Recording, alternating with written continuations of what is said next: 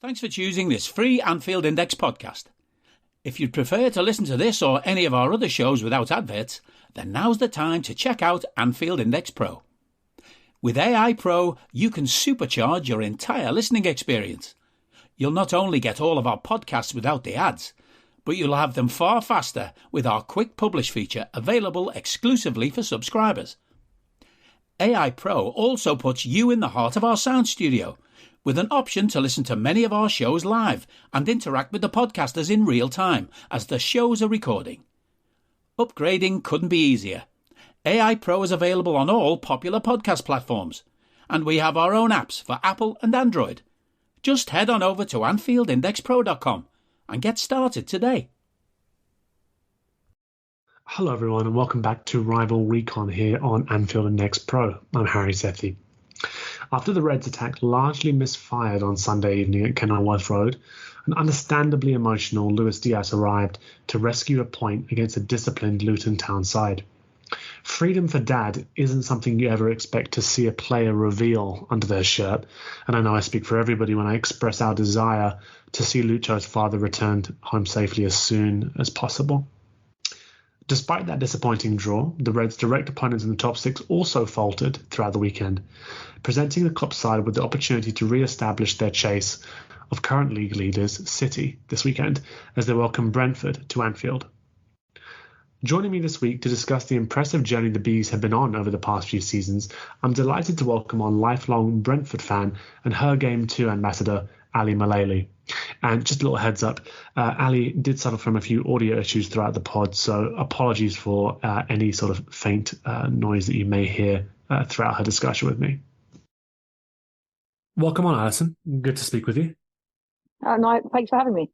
Of course, and I think the Brentford-Liverpool games since Brentford sort of were promoted into the Premier League have been eventful affairs from the very first one. Let's face it, but they're not ones where it's going to be a dull 0-0 or whatever like that. It's always been a lively affair, and I think it speaks to just the level of organisation, the level of meticulous preparation that goes in from Brentford, from the management, and we've had a number of really great conversations with fans and journalists over the past few seasons ahead of each game. But we'll dive into all that, and we'll dive into sort of how the season's gone so far. But I wanted to sort of ask you to cast your mind back to last season first, actually, if you don't mind, and finishing 9th in the Premier League. Ivan Toney, top goal scorer in all competitions, I think it was on about 21 goals. 20, yeah. Was it? Yeah, 21 goals. Yeah. I just wanted to get your thoughts on how last season went, the progress you think the side had made from the first time back in the Premier League, and just your thoughts come the end of the season. It was an interesting one, wasn't it? Because I think the media in particular, and to an extent fans of other clubs, thought the whole narrative was, oh, Eriksen's gone, that's it, they're screwed, and second season syndrome and all that. And we were always pretty confident that we were not a one-man team, as we proved. And we really kicked on. I don't think any of us thought that we would quite get to the point where we almost qualified for Europe. I think that was probably a bit of a blessing in disguise, especially with the number of injuries we've picked up this season and with Toney being suspended. So to finish 9th really was, I think higher than the club was expected to finish. I think they expected us to improve on the previous season, and we probably expected to stay around, as fans probably thought we would stay around where we'd been the previous season. But to get within touching distance of qualifying for Europe was a fabulous achievement. But it ended with a bit of a downer for it, obviously, with Toney getting banned, and obviously, and leaving on a good note. But we do still very much miss it with Pontus Jansson, our club captain, going back to play for his boyhood club, Malmo. So that was quite an emotional last game of the season for us. But yeah, it was a fabulous season, and some fabulous results. That fantastic 11-game unbeaten run we went on, and the 2-1, doing the double over City was like phenomenal, especially at the Etihad. We were just like, we were all there going, what is going on? What is going on? But I remember, just flawless counter-attacking, if I remember rightly, on that day. Yeah, it was yeah, as a Liverpool fan, you won't be surprised to hear me. It was a joy to watch seeing a side do the double over City. Someone Yeah. else like doing it, actually helping people out. Unfortunately, Liverpool weren't in the position to take No. any sort of advantage of it last season. But yeah, you certainly did your job. I think like when it came to sort of like humbling them both home and away. And Mm. I mean, I was going to ask you actually. I mean, were there other games as well that you remember last season that you think were really like big Oh, results? yeah. Obviously, the Liverpool win 3-1 was fairly comfortable in the end as well. Man United 4-0. Man United 4-0. Of course, First home yes. game of the season. Ericsson comes back, and Brentford did nothing without Ericsson. We'd probably thumped them 4-0. I mean, they were an They absolute were awful. shambles that day. They are an absolute shambles at the moment, to be fair. But yeah, they were awful. But I mean, we were so good that day. I mean, it was just Mm. like, we're Brentford. We don't beat Man United 4-0. It was like unbelievable, unbelievable. And it was one of those days. I don't know about you, but it was really hot. I love something's really nice about watching football when it's hot. Mm. It's not like rather than wrapped up in 20 coats.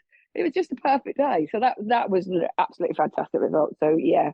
And obviously the City game is, I think the City game probably just edges it because they were in such good form, and we just, we didn't give Haaland a sniff, which is the other thing. So yeah, two big games, and yeah, the Liverpool one isn't too far behind. No, no. I think it's because you got previous against Liverpool at this stage, right? So to sort of expect to Not at expect. Anfield, not at Anfield. We haven't. True. Okay. Yeah. Well, I'm sure that listeners are hoping for that. I think, but yeah, some of those results. I always forget about that opening really early game against United, the 4-0 win, which I shouldn't do. I should remember it more fondly. And you're right. We have come full circle, right? They're back to being somewhat of a shambles. But I remember that day. Yeah, just another example, as I think there were plenty throughout the season. A very organized team who knew exactly what they were doing, what their roles were, and how to get the most out of some of their parts.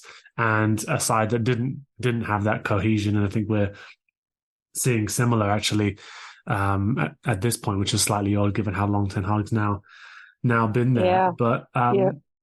you mentioned Toney, and it's almost impossible not to focus on him. And as you probably won't sort of be speaking about him too much, like throughout the rest of the pod, given he's not been there. I mean, last season, I think that you spoke about people having views about Brentford. Maybe they'd fall away after Ericsson left, but I think people also had questions. I think around Toney and sort of like what kind of striker was he? And like I was struck when I think Brentford first played Liverpool just how much work rate the guy put in when he wasn't being a goal threat to sort of create disruption and sort of bring others into play. And throughout last season, I was very clinical when you needed him to be. Obviously, the penalty technique that he seems to have taught Burma as well. But he seems like there's a lot to his game. I think he really showed that last season, right? Oh yeah, absolutely. And I think I think one of the things we missed, like noticeably missed this season, is obviously you can't take 20 goals out of a team and not be effective Yeah, in some yeah. way. Obviously, we do miss his finishing, although Mbomo in particular has really stepped up. Are you that person who has everything? The coolest merch and those must-have fan threads? Well, over at our Anfield Index shop, we've gone that extra mile when it comes to pimping up your Liverpool collection. From our popular range of bespoke design t-shirts, sweaters, hoodies and hats, to our signature edition mugs, prints and coasters, all provided with fast worldwide shipping. We have something for every red. We also stock official LFC merchandise and are licensed with the Premier League and UEFA to sell official iron-on shirt badges and sleeve patches. As a listener to this podcast, you can get 10% off everything with coupon code AIPRO10. Just head over to AnfieldIndex.shop or find us on Etsy by searching for Anfield Index. What maybe fans of other clubs don't know too much is how much he does defensively. He's such a key part of, especially defending set pieces, and I think we have really missed that this season. And his link-up play as well. And also, we've generally had two out balls when we're under pressure. One is to Toney to kick it long to Toney to flick it on, and the other is to Rico Henry, who we've lost for this season to an ACL. So we've had to adapt to, our favoured outballs in two separate ways. But yeah, I mean, obviously it's a huge miss. You don't take 21 goals out of a team. It's like and not miss a player. It's like take Salah out of Liverpool. It's a similar thing. You can adjust and you adapt, and I think we've done that really well this season. We'd be higher up the table, and we would have, matches we've drawn. We would probably have won. We may well have won if we'd had Toney. It's it is what it is. We just have to deal with it. We're dealing with it quite well, and we'll have to see what happens in January. Yeah, I think like you were saying there. I mean, I always find it funny actually when you see people saying things like, "Oh yeah, Liverpool are great," but without Salah, and you go, "Oh yeah, without their top goal scorer on this side, wouldn't be as effective." And you go, "Yeah, that's true." I think that happens to most sides. If you take their apart from Spurs, it seems, but yes, very interesting. Yeah, actually. Although we'll see if they've turned a corner now after what was a pretty frenetic game on. What a game that was! It was a mad game, wasn't it? I love that. As a neutral and as somebody who obviously been burned by VAR, I had to say I was somewhat happy to see the way in which it unfolded. But you mentioned Toney, the goals. Like I was saying, I've always been struck by just how good he was at holding the ball up and sort of like enabling some of those counter attacks, sort of a pressure release valve when sort of Brentford needed it. Like you mentioned, Rico Henry also being out as well. Then, come the end of the season, then maybe ahead of schedule, finishing ninth, like more than some fans had expected. Another season where you sort of aware, okay, we're going to lose this player for a while now, and we're going to have to find ways to replace or try and mitigate against the impact that he brought for the side. And I want to talk about sort of the players that came in and what you thought the approach was from the club in terms of sort of like how they were going to deal with the fact that someone like Toney wasn't going to be there, and also I suppose just your view on what were the areas of the team that you thought, okay, these probably need to improve if we're going to kick on. I think the club. I think the general consensus would be that the club had struggled to get the players that they wanted in generally in the transfer window, with the exception of Black and the goalkeeper, who's come in and replaced Ray, and Nathan Collins from Wolves, who's actually really come into really good form in the last couple of games. As the plan was, I think, I'm not party to it, the plan was, I think, to eventually get Kevin Schade to become the man up top, and to have quite a fluid front three between Schade, Wissa and Bomo. But then Schade managed to injure himself in a warm up. I can't remember which game it was. It was that awful game against Everton. Injured himself in the warm up against Everton, so he's now out until at least after Christmas. Right. So Maupay's come in, which every single Brentford, despite what the fans of the club, every single Brentford fan absolutely loves Maupay. We absolutely adore the guy. So he's come in and actually he got his first goal this weekend, but his link-up play with Mbomo and with Wissa, so those three working together, it's about having quite a fluid front three, and I think that's how the plan has been to cope with it, and those front three moving around, and I think that's worked really well for us. I think we have our biggest problem at the moment is we only have one fully functioning fit fullback, because Henry's injured now, and now Aaron Hickey's out as well. So we've got makeshift.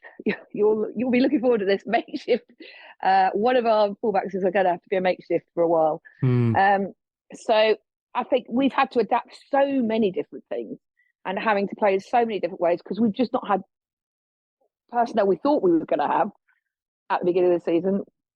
Everybody's just got injured left, right, and centre. We've picked up. We keep hearing about Liverpool's injury list, Newcastle's injury list, Spurs injury list, and injury list. And so I always say my heart bleeds for these clubs with their massive squads. We had a whole T11 out injured until last week when Ben Mee came back. So it's really, I think Thomas Frank has really earned his money, because he's had to adapt almost every game, personnel wise, and I think we do need to strengthen more in the transfer market.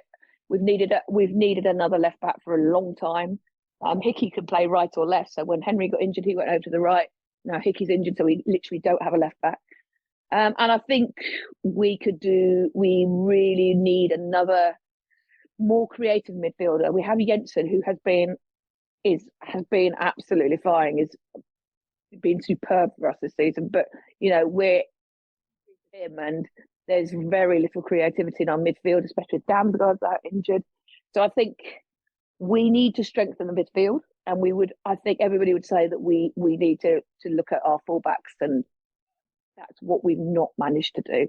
So I think there's been good transfer business. And Flecken is just coming into his own as goalkeeper now. He struggled at the beginning, as keepers often do when they come to the Premier League. And Nathan Collins has been a fantastic signing from Wolves. But yeah, I think Maupay will continue to grow with us.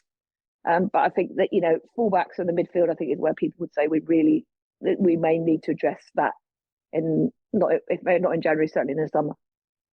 Yeah, and I think the Maupay signing seems like an intelligent one as well. When you're sort of talking about the amount of disruption that you're dealing with, just getting people in who understand the system, have that relationship with players already. So yes, it took him a while to score his first goal, but it has that understanding. At least that aspect of the system is going to operate. Well, he had an assist in his. He's played 3 times, and he had an assist in his first 2. And then a goal. So, Oh, was that it? Okay, sorry. Yeah, I think two assists and a goal. So, yeah.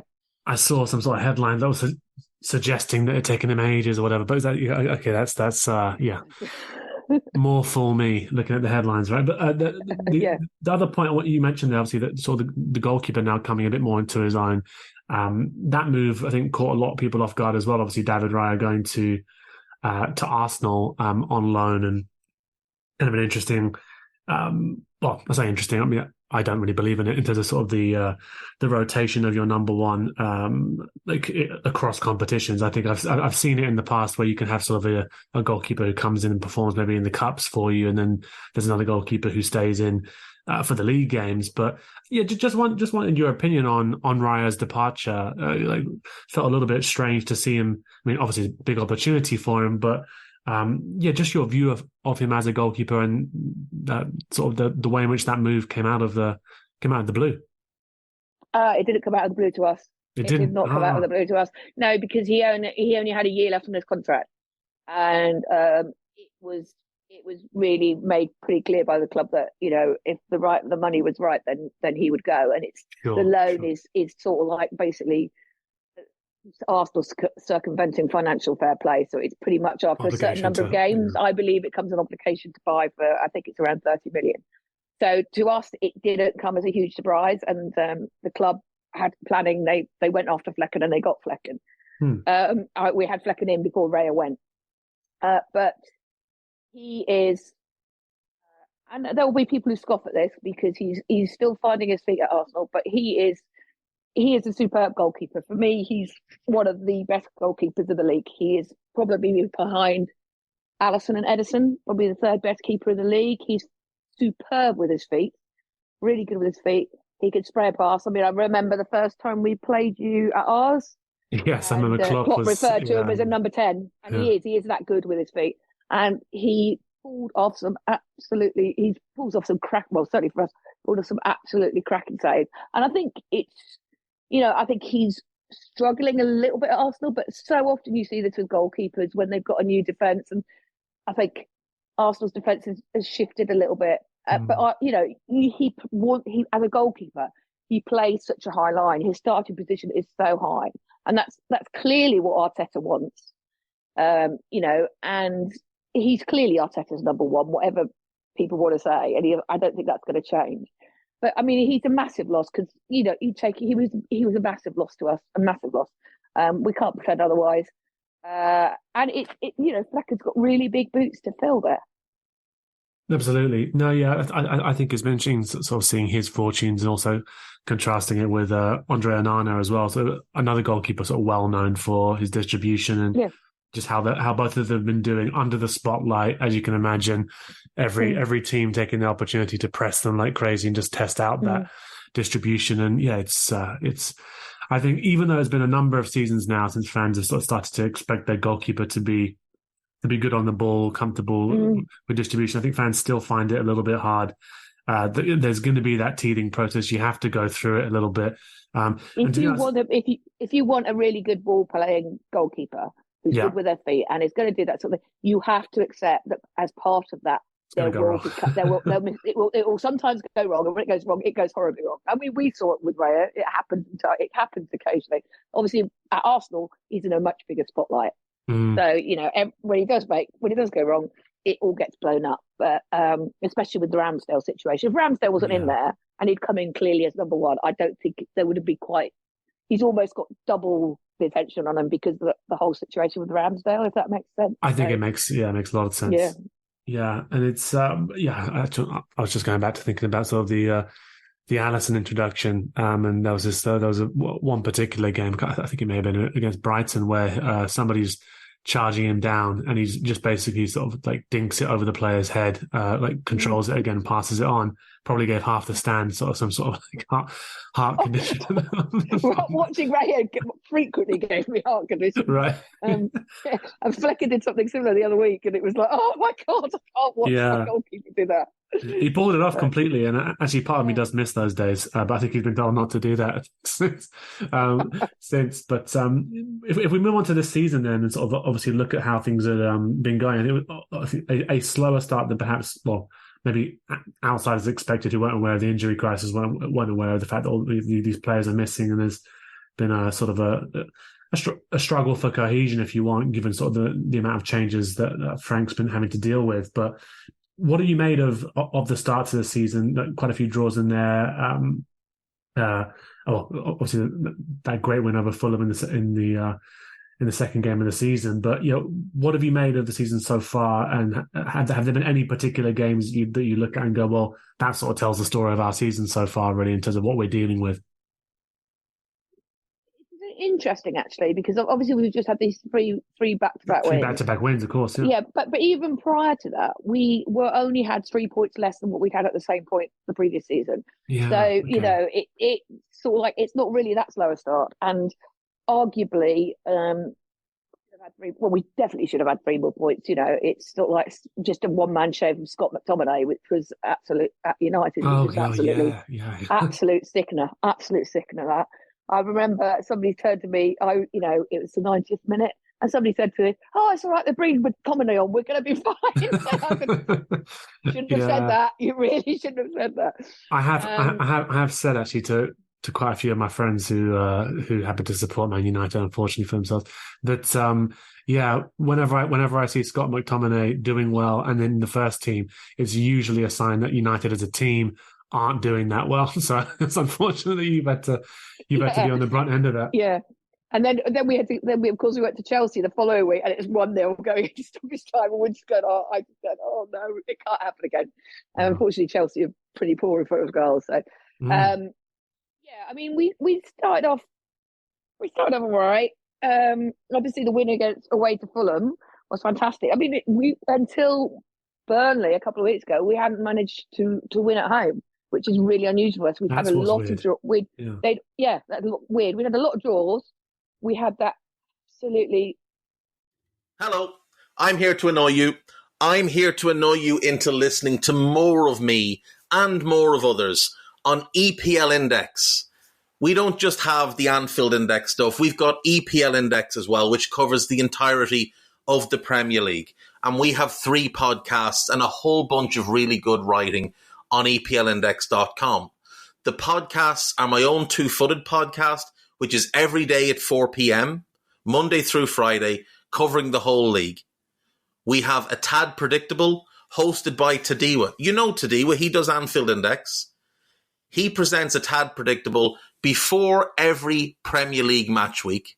And then Kevin DeVries and his crew on the EPL Roundtable, they're every week after the Premier League match week. So make sure you listen to everything we're doing on EPL Index and follow us there on Twitter at EPL Index. Thank you. Bye-bye. Game against Everton. I mean, I think of the draws, I think it would be fair to say that with all those draws, we were not playing badly. We were just not getting the results. We had a bit of bad luck. We had a new keeper ever-shifting defence, and that was the result. That's probably conceded goals that we would have conceded. I think that's settled down quite a lot now, and that's shown in the last few games. I would say performance. The only bad performance was Everton, and that was just shocking. That was an absolutely shocking performance. I mean, fair play to Everton. They came. They knew what they were going to do. They came and they executed their plan. But we were absolutely awful that day. So I think we all felt that the performances were there. Okay. It was just really frustrating that we were getting ahead in games. We dropped a lot of points from winning positions. We were getting ahead in games, and then giving away late goals or losing. I think Forest away was another one where we got up. We got 1-0 up. They had a man sent off, and you felt we should have gone for. We need to go for the jugular really and finish them off, and we didn't. And then they got a goal back, and that was really disappointing. So I think until about 3 weeks ago, it felt like the story of our season, with the Fulham game being an outlier, which was we were superb that day. We were really good that day. The story of our season was we were getting ahead in games, we were getting ourselves on top, and then we were just letting teams back into it, and it was right. Quite frustrating. Yeah. So we seem to have kicked on a bit from that in the last 3 games, and we're hoping we can maintain it. But I think Anfield is a big ask for us at the moment.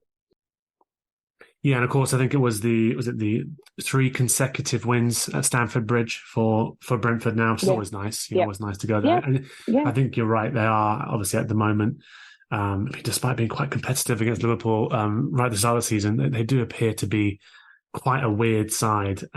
Certainly watching them against 9 men of Tottenham, not be able to figure out the very obvious. Yes. Tap in, boys.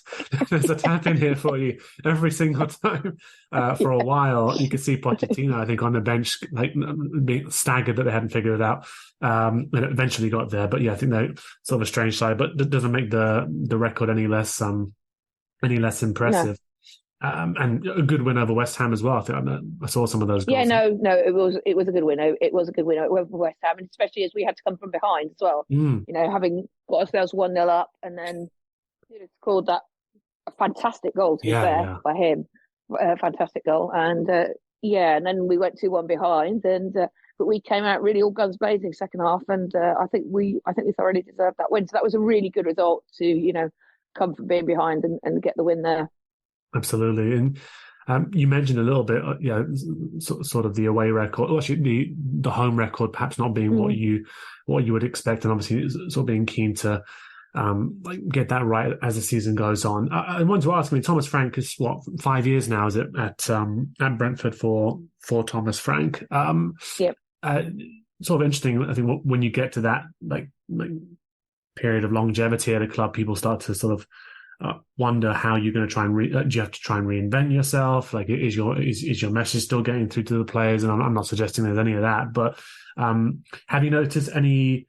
You said he's been earning his money this season, largely because he's having to react to sort of players dropping left and right. But have there been any shifts from him this season in terms of sort of how Brentford are playing, or have you noticed that over the season since coming up to the Premier League?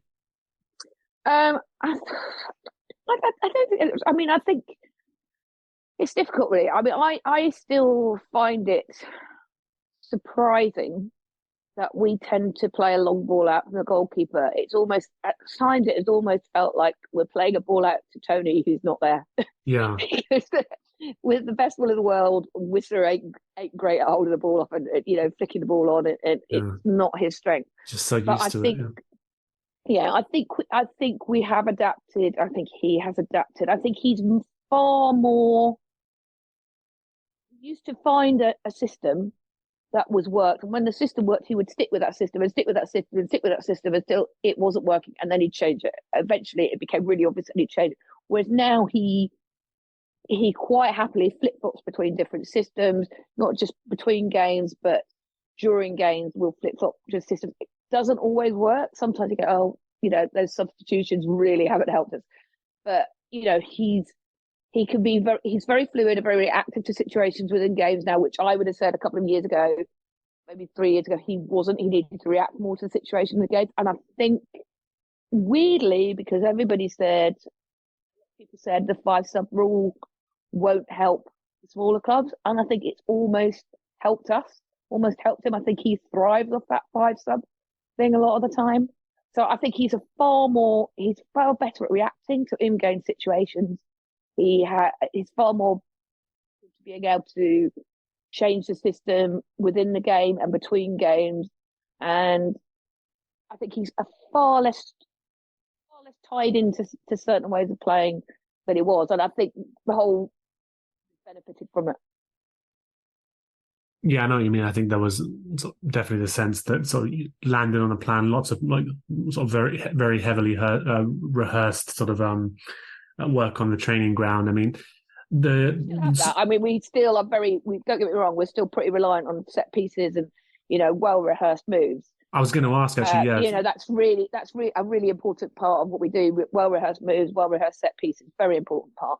But what I'm saying is, I think in terms of how he sets up for games and how he sets up in games, sure, he's far more fluid and far more flexible than he was maybe 3 years ago. Absolutely, I think that's almost down to necessity at times. Actually, in the Premier League, I think these new 5-sub rule does allow you that flexibility to change it completely if you suddenly realise actually this isn't working. A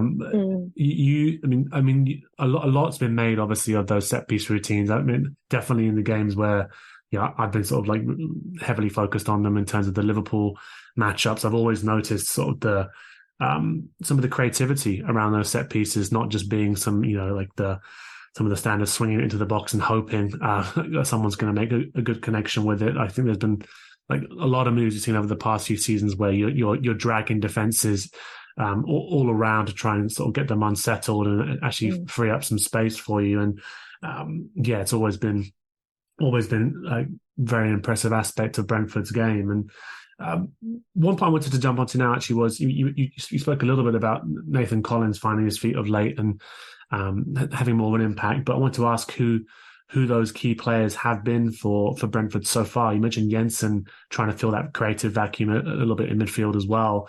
Who have been the others that, like, so far you've spotted have really been trying to or have established themselves as key figures? This season? Yes. Mbeumo, undoubtedly. Yeah. I mean, he's really stepped up in the absence of Toney. He's been absolutely brilliant this season. He's scored a lot of goals. He's assisted a lot of goals. He works tirelessly. I mean, he runs his socks off, and he has been brilliant. Really has.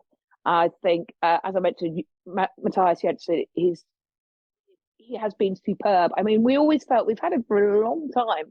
Then back at he's come up. We had him in our last 2 years in the Championship, and the feeling, he was one of those players for a long time that divided the fan base. You either thought Jensen was a good player, really good player, really liked him, or you hated him, because he genuinely has a real gift. He's a very creative player. He can see a pass that other players and make a pass that other players can't make. But until 18 months ago, he just wasn't consistent enough. People, so a lot of fans would get on his back because he wasn't consistent enough, and maintained to my dying day that very similar type player in many ways to Eriksen. He works a lot harder and does a lot more defensively and works hard in the press. He does a lot in the press. But in terms of his creativity and his passing, I think just having those few months where he's working with Eriksen on the training ground every day, I think it completely transformed him in some way as a player. And he's just stepped into that Eriksen-shaped hole and made it his own. And he was great last season. This season, he's gone up another level. He's been absolutely outstanding. And I think every fan at Brentford now thinks he's like God's gift, where half of them hated him like 2 or 3 years ago. So yeah, he's been brilliant. And I would also say that, like I said, Collins has sort of like a John Stones type centre half, and the fact that he's a really progressive ball playing centre half, he'll bring the ball out. But as with Stones in his career, he probably always got a mistake in him. But he's really settled in the last couple of games, and I think he's just going to go from strength to strength. He's the Irish Maldini, as we like to say. Yeah, I like that. That is good. Yeah, it's like the Scouse Cafu many seasons back, and all these different these nicknames that come out of the woodwork. Before we get to the Liverpool game itself, actually, I want to ask you. I mean, when sides like, not say overachieve, but like when sides are ahead of schedule in terms of their progress and their development, I think last season was a real strong one for Brentford. How do you think that shifted, if at all, fans' expectations about what's possible or what should be possible this season? You know, I think we're perhaps in an interesting territory with Brighton right now as well, in terms of sort of maybe where fans' expectations are about what they should be doing, what they are doing, and sort of just how greatly they're outperforming their resources as well. Brentford, another like wonderful example of that. Where are your expectations at for this season? Where do you think the fan base's sort of expectations are at, like for what Brentford should be achieving this season? I think it's a little bit divided. I think for those of us who've been going to Brentford for a long time, there's still this sort of like, oh my God, we're here expectation, and it's all like we could get relegated at any minute and it could all go horribly wrong. I don't need a VPN. I've got nothing to hide. This is what I used to tell myself before I hooked up with LibertyShield.com. Not only is my home internet now fully encrypted, but I can now access all the websites I want, whenever I want, and do so from absolutely anywhere. As a Liverpool fan, I love to know I can now watch every match, regardless of whether it's on UK TV or not. My Liberty Shield VPN makes sure nothing is blocked and guarantees me super fast streaming speed throughout that match. You can get connected right now with their software package, which includes a 48-hour no-obligation free trial and instant access to their apps for Apple, Android, Fire TV, PC, Mac, and Android TV. Or go a step further like I have and get one of their pre-configured VPN routers. These small but powerful devices allow you to easily connect every device in your home to VPN, making it the perfect solution for smart TVs, mag boxes, and games consoles. Visit LibertyShield.com today and use coupon code AIVPN25 to get 25% off at checkout.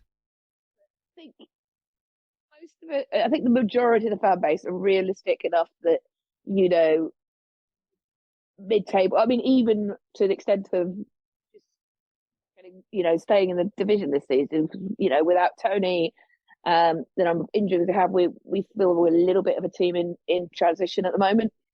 So I think we felt that this was a season just to sort of like almost being a holding pattern rather than kicking on for a lot of people. A lot of people feel that way. You always get an element of the fan base who think you should be doing more and you should have bought this player and you should have bought that player, you should be doing this and you should have been doing that, and because their expectations have been raised. But I think generally we sort of like, as a club sort of like look at Brighton, and it's sort of like we feel like we're like, I don't know, 3 seasons behind Brighton maybe. You know, you look at Brighton in their first few seasons in the Premier League, it wasn't probably until that they weren't flirting with relegation every season. So you know, I think we feel that the important thing at the moment is to make sure we're an established Premier League club, and that doesn't get affected. And I think, you know, the majority of our fan base will be happy this season with a nice, safe, uneventful season table finish, and maybe a little bit of a run in the FA Cup, just to make things a bit more interesting. No, of course, and I think it's hard at times as well not to. I think I've definitely heard from some fans as well who it's like you look at others, you look at Brighton for example, and go, okay, well we should be doing that. You know, we should be going and competing at the highest level, and look at the way in which we go to Chelsea and we beat them. We should be beating United. We beat City the double last season. Why can't we compete? Right? It's it is amazing to see just how well run clearly the clubs are, and I think, but it's staying on that steady trajectory maybe that has actually brought such success, to be honest. But I want to finish off obviously just by speaking a little bit about the game this weekend, and we spoke about the eventful matchups between Liverpool and Brentford since Brentford got promoted, and it's largely been quite uncomfortable to deal with, like each and every time. It's never been an easy fixture by any means, and I think that goes to the level of preparation clearly that goes into it and trying to find the weaknesses and exploit them. And Liverpool last season, much more fragile, I think, than perhaps they are this season. They're still not the finished article, but you then told me that it's been different at Anfield, right? It has a different way.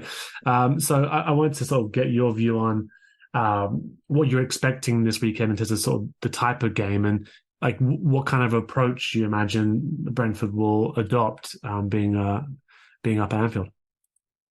We're going to go for it completely, play a really high line and try to do it. And carry traffic to the back foot. Try it with 9 men. Yes, that's fine. We'll go and play like Tottenham with 9 men. Yeah. No, I mean, let's be realistic. I think Liverpool have been flying this season, having had, like you said, sort of like quite a, by your standards, a dodgy season last season.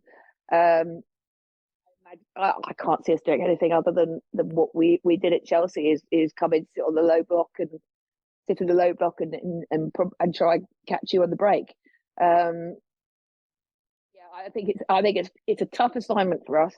Best of times, especially going to Anfield. We all know it's an intimidating place for an away team to play. I do fear for us without an established left back, with Salah going against a makeshift left back. I have to say, it's right.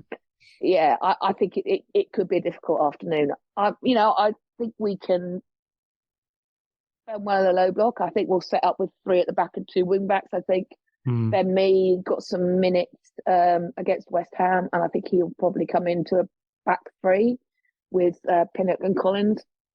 But I think it'll be interesting to see who the wing backs are.